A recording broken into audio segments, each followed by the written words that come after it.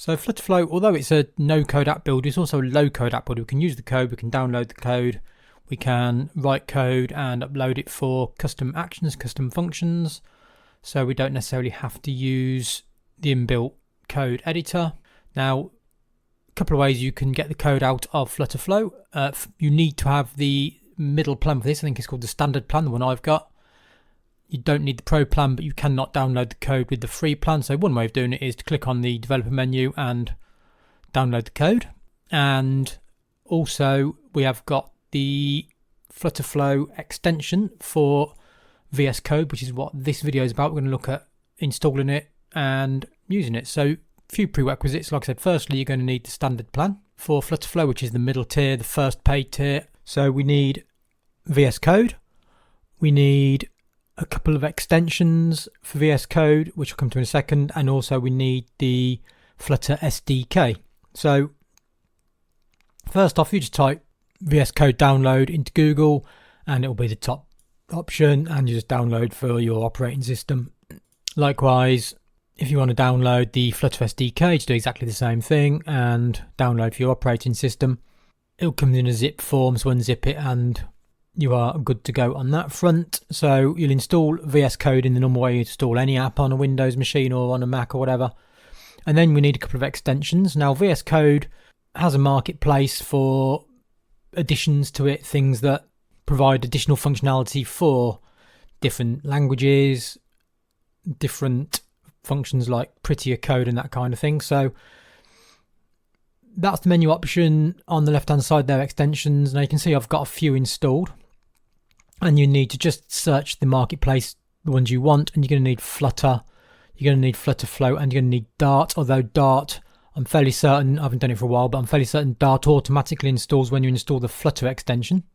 So, but if it doesn't, you need to get the Dart one, and also you need the Flutterflow custom code editor.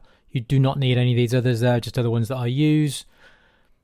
So you only need those three to make this work. So once you've downloaded the SDK and the three extensions, if you in VS Code go Control-Shift-P, and then we want to run Flutter Doctor. So run Flutter Doctor, and you'll get a message we could not find the Flutter SDK. So we're going to locate the SDK. So navigate to wherever that is stored on your machine, and then basically what will happen is your SDK then will show up there.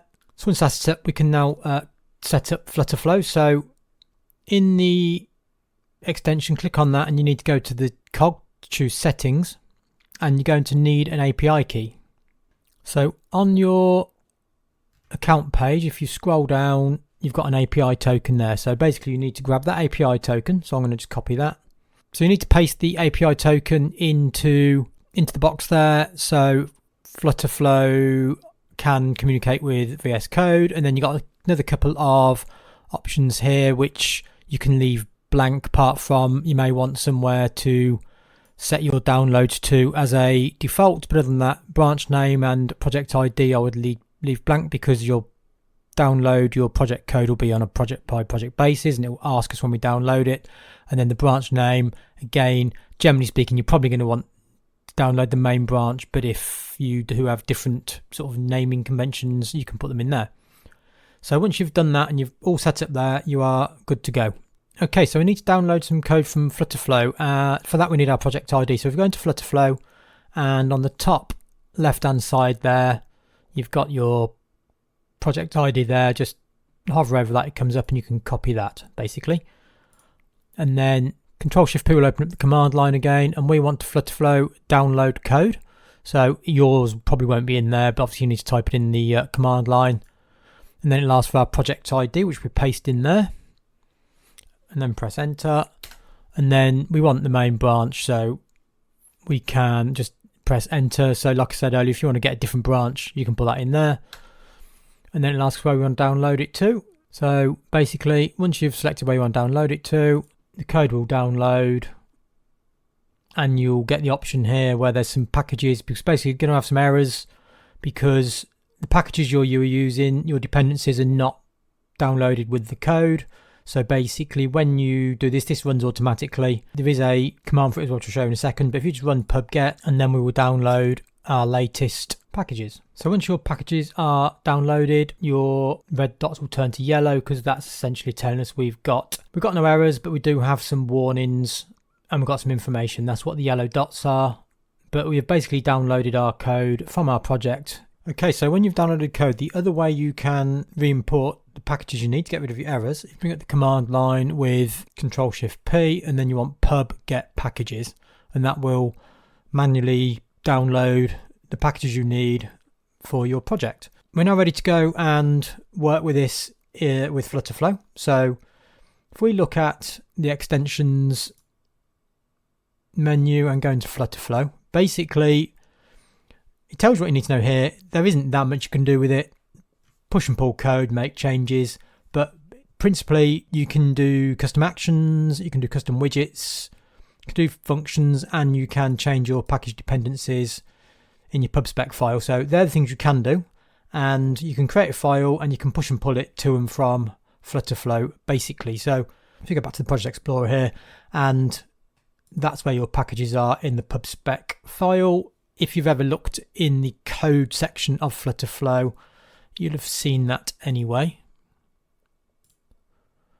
So if you view your code in your Flutterflow project, and it's that file there basically, and that's the one way you can change the packages in there. And then the other thing, as I just said, you can create functions, widgets, and custom actions. So that's what we're going to do. So what we need to do in VS Code, close that, we need to start a coding session. So Flutterflow start code editing session, and you want to run that command, and then you've got your project initialized, and then you'll see down here, tells you what branch you're on, what project you're in, and pull the latest code and push changes to Flutterflow.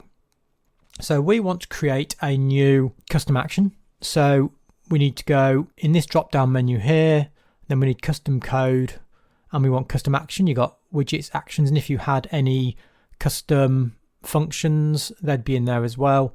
We're going to go custom actions, and then we want to create a new file. So if we click on this option here as a new file, and we'll call it test.dart. And then you can see we've now got a blank file ready for us to put some code in. So what I'm going to do, I'm actually just going to go and grab some code from somewhere else.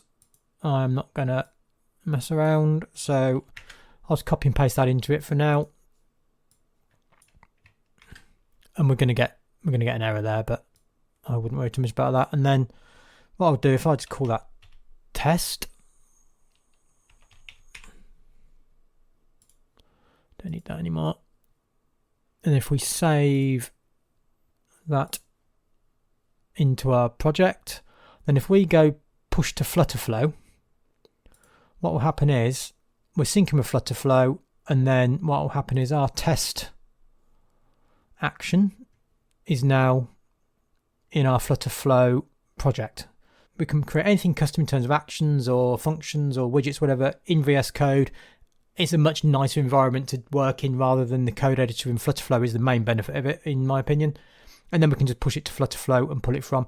We can't do anything with the main areas of the Flutterflow app. At the moment, it's just the custom components we can work with, but that's fine. And then what we'll do, we'll go back into Flutterflow, and if we remove that from there, and then if we go back into VS Code and we pull the latest changes, and then test start will disappear because we've deleted it. And that's basically what we're doing. We're just syncing one to and from the other. So that's it really. That's how it functions. It's really quite handy. You can then go on to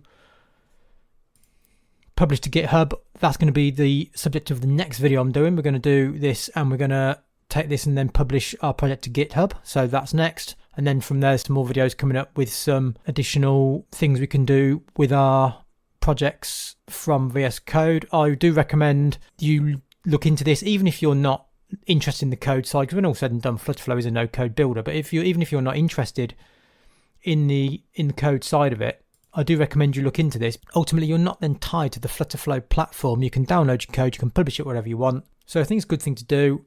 And with AI these days, obviously you can learn more about the code and writing actions and everything else as well. So recommend looking into it. Using the extension itself is actually quite straightforward once you've got it all set up. So hopefully that was of use. Hopefully you found that interesting. Hopefully you can use it in your projects. Like I say, I recommend you at least look into it and learn your way around it. I think it was very, very useful. So thank you for watching as always, and I'll speak to you in the next video.